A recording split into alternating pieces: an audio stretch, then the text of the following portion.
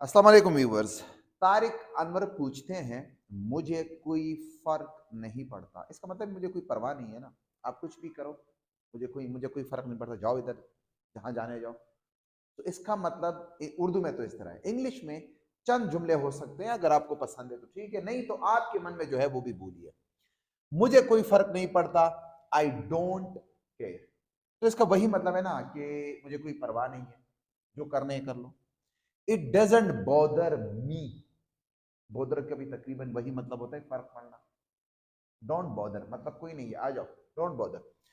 It doesn't matter to me, वो हम सब कहते हैं ना, इट डजेंट मैटर, कोई नहीं है, कोई बात नहीं, but it doesn't matter to me, मुझे इसका कोई फर्क नहीं पड़ा। To me I think to preposition लगना है, इट डजेंट मैटर मी अच्छा नहीं है।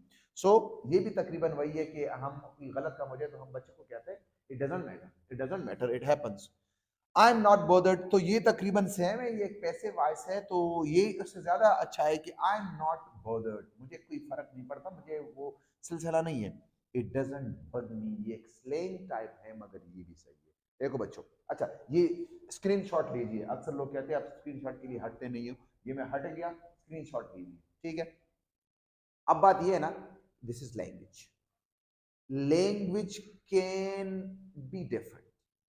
अब जो उर्दू में अल्फाज है वो बिल्कुल फर्क, अगर इस तरह कोई कहे मुझे कोई फर्क नहीं पड़ता, it doesn't make any difference, I can differentiate, no, that will not be I think good thing to do. This is language wise, आप मीनिंग पिक करें, तो I think so these are the correct one. अगर आपके मन में कुछ है तो जरूर शेयर कीजिए। Thanks for watching, Allah Hafiz.